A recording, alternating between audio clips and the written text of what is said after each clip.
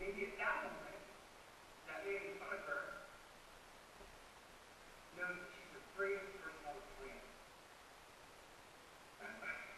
Maybe we don't know how much time they've got left. Maybe this is it. Maybe this is the last one. And even though people pay us to tell their story, I don't believe that's what they're doing. I believe that what they're doing is they just want to be heard and understood in a very personal way, in a very authentic way. And so, even though it feels like the story is all about being propelled, all about being pushed out, the reality is our focus is on hearing and understanding that person in front of us with eyes through the lens, that person that is right there, that person that has paid us and has invested in us to serve them. Maybe at that moment, that's all that matters. And then we can help other people understand and hear what they have to say. And by doing that, that is where the talent comes in. They want to hear their story from our perspective. Talk a little bit about that in a minute. But I do believe, I rephrase this a little bit because Kevin said I'm a pretty passionate guy and he breaks things in names sometimes out of ideal or blue. And this part I believe is so trapped. I'm going to say that instead. Instead of saying something along the lines of our industry moving away or things like that. The reality is we are the industry. We're here today. We have the opportunity to redefine those things in our own life. So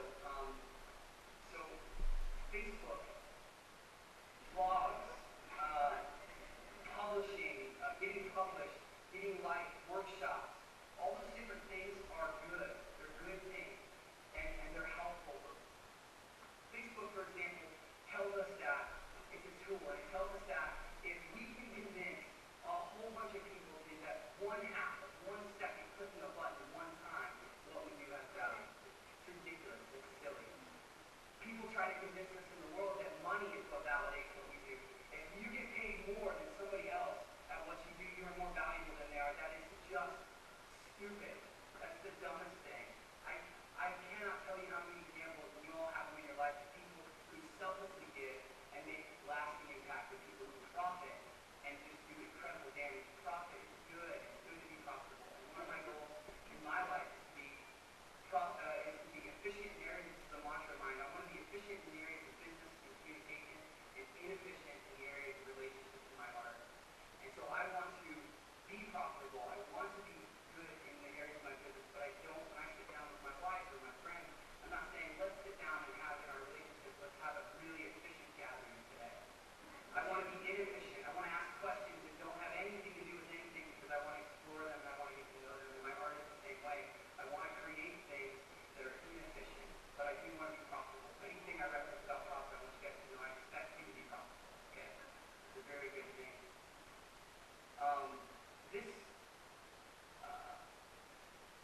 We have an opportunity in front of us that this bride, this groom, they're scared, they're optimistic, they're excited, they're not sure of what's happening around them, but they're sure exactly of each other. And this whirlwind of things happening around them has nothing to do with anything for them. They're just in love and committed to each other. And this mom, this kid, this newborn, this just a newborn that you choose, is a human life that never existed before. We don't know anything about this life, but we do know that the mother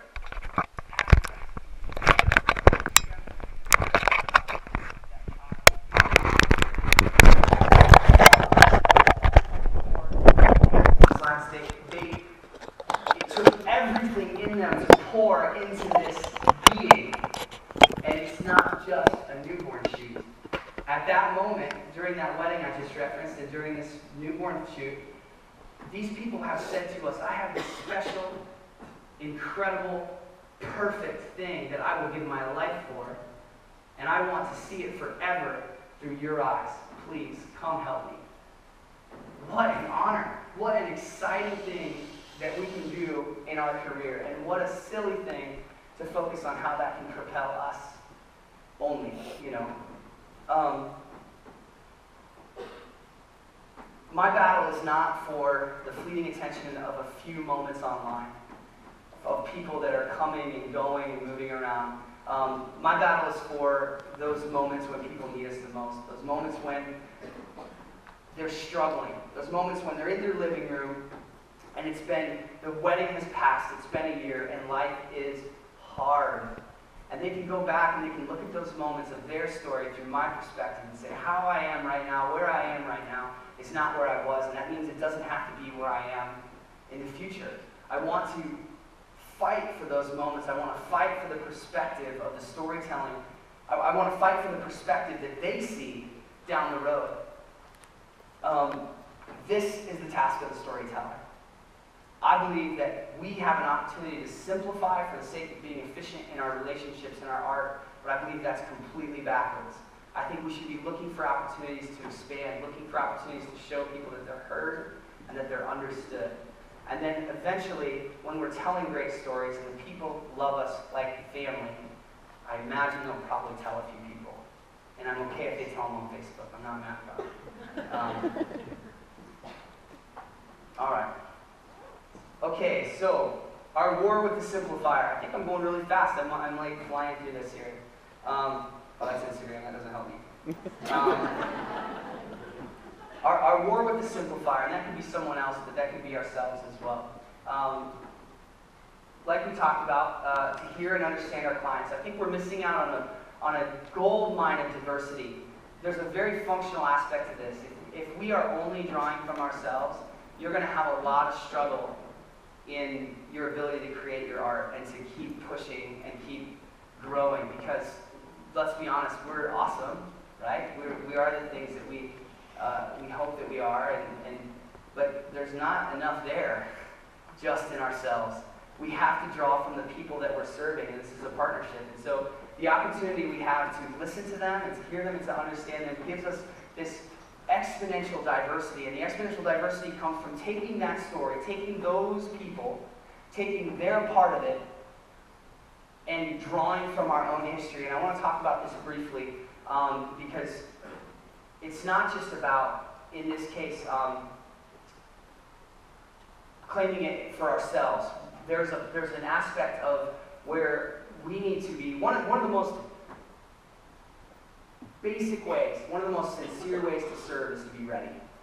One of the most sincere ways to serve people is to be ready for when they need you.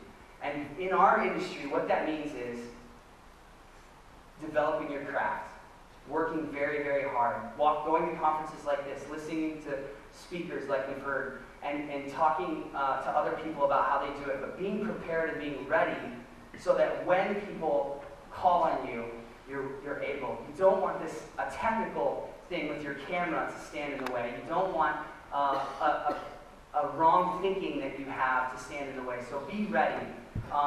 But also draw from your own diversity. So for my history, what I did was, with my goals and limitations, I said I want to serve my clients better. I wasn't happy with the products that I had, so I had no intention of selling them or offering them. And I just said, how do I serve my clients best? And I started writing that out. What did that look like? My dad's been in the hardwood lumber industry for 25 years. I grew up 30 years now, I guess. And I grew up next to these little kids. You know, we would be running around the shops and we'd be sweeping the floor and playing with cars. Well, my dad and these shop owners who were dear friends talked it out. Well, now I own businesses and these shop owners, the kids are now shop owners and things like that. And so I said, well, I love photography, I love art, I love design. My history is in carpentry and woodworking and leathersmiths and all these different things. My history is with these incredible craftsmen. By putting those things together, we came up with this really diverse thing, this really neat thing, and you all have that. So rather than industrializing and homogenizing our industry by just looking to a person and trying to become them, why don't you start looking at where you are and where your history is and start developing that? Because I see that as a trap sometimes in our industry.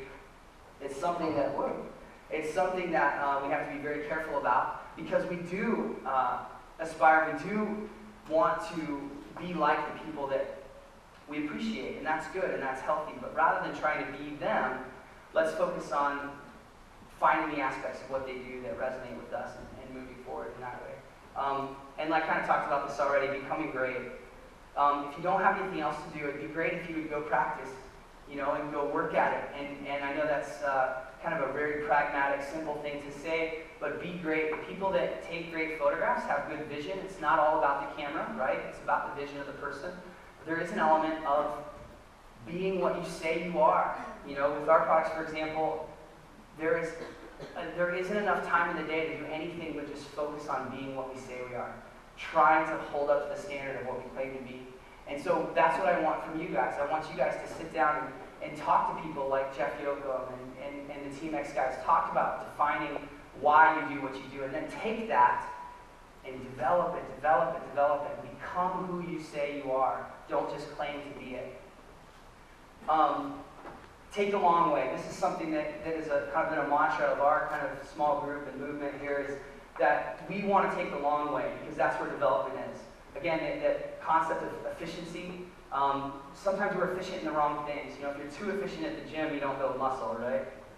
Hey, by the way, my Haiti folks, thank you so much for coming to support. Actually, one of the guys, Daryl, who's amazing, he just came to visit specifically to hear. It's incredible. But okay, taking the long way. So look for opportunities. Julie kind of talked about this in a way of being spontaneous and going out and doing crazy things. You know, I resonate with that a lot, but I describe that more as trying to have a broad development of what you're doing, trying to see it from different sides, and trying to be inefficient in the areas that make sense to be inefficient. Take the long way. Cool. Yeah, for emphasis. This is, how long have I been going? Not very long, but I'm almost done here. And basically, I just want to say to you guys, for those of you that don't know me, I went through a very, we call it traumatic, but it was a great healing process. Who was here last year for like my 5-minute fuel talk? That was awkward, wasn't it?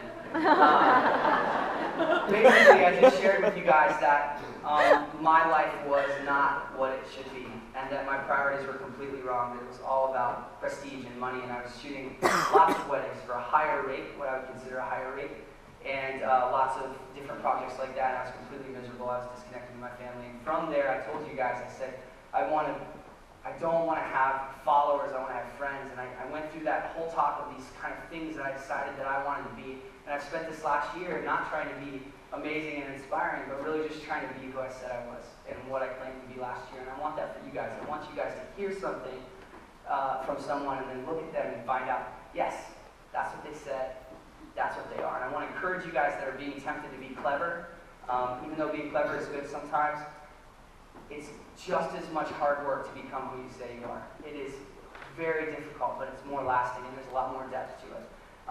So I'll kind of leave you with this.